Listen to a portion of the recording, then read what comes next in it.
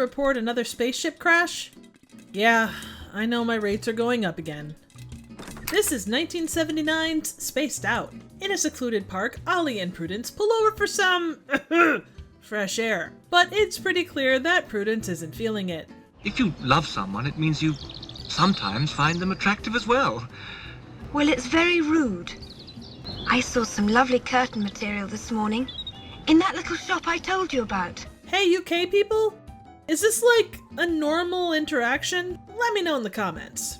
Several miles above them, things aren't looking good. Skipper and her crew, outbound from Beetlejuice, are having engine trouble and don't want to land on Earth due to the notorious life forms. Back in the park, Cliff plays the part of a nosy passerby and realizes he may need to do something about his sex life. Not far away, Willie found a secluded place to, I guess, read? At that moment, everyone is blinded by a light, and when they go to investigate, they discover a ship.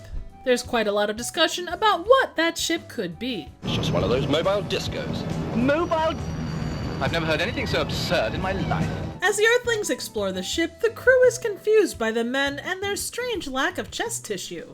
A herd of cows suddenly attack, the ship takes off with the humans in tow. Willie makes an astute observation. This can never be a mobile disco. Before getting a surprising pat down. What's that?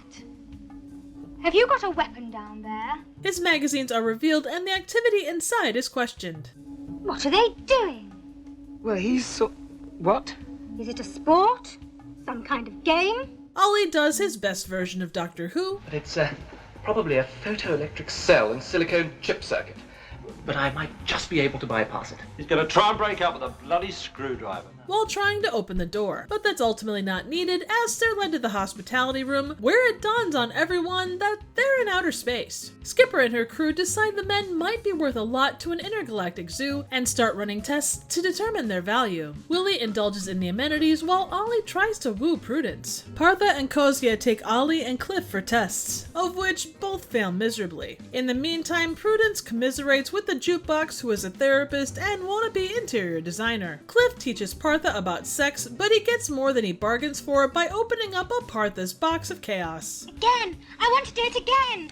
No more, please, no more! Kozia takes a lightsaber scanner to Willie and finds him to have one of the most advanced bodies in the universe. He respectfully declines a full bioscan, which may also be a vibrating sex chair, but he does agree to leading a hands-on class on the sport of sex. Up next, Partha tests Willie's intellect and everything else. Ollie commiserates with the jukebox, who has suggestions for getting intimate with Prudence. He immediately regrets the aggressive approach, making promises. I'll never be rude about wallpaper again, really. As Prudence escapes. Luckily, she finds herself in a room of synthetic fabrics that get her hot and bothered.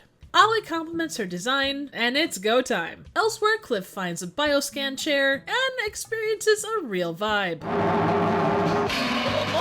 This shocking moment is where I leave you to discover the rest of this spaced out tale for yourself. 1979's Spaced Out is a British sci-fi sex comedy directed by Norman J. Warren, director of horror movies like Inseminoid, Bloody New Year, and Satan's Slave. Across its production and release, Spaced Out was known as Outer Touch, Outer Reach, Outer Spaced, and Sexual Encounters of the Close Kind. Upon reviewing the original script, Warren wasn't interested in directing because, in his words, it was funny but corny. He finally agreed to direct on the condition that he was allowed to revise the script. It was made on a budget of £400,000 with a shooting schedule of about 4 weeks. Barry Stokes, the actor who portrays Ollie, based his performance on Christopher Reeve's version of Clark Kent, and I can absolutely see it. Some of the props used in the movie were originally from Star Wars: A New Hope, which was filming right up the road at Pinewood Studios. Upon its American release through the newly formed Miramax, it was re-edited to have a more upbeat ending and a different soundtrack. The title was also changed from Outer Touch to Spaced Out. Bob Saget replaced Bill Mitchell as the voice of the jukebox. Spaced Out was suggested to me by a friend of the channel, John Cleveland, and I'd like to thank him for it. This was certainly a fun watch full of suggestive dialogue, British humor, and all kinds of great DIY cinema that make the film journey all kinds of fun. It has a definite Monty Python kind of energy, and is a good example of classic British sexploitation that runs on the lighter side of the genre. It does some interesting things with the stereotypical roles, and I'm especially fond of the jukebox therapist, as well as Prudence being turned on by compliments of her interior design abilities. As of this recording, Spaced Out is available on DVD as well as Tubi.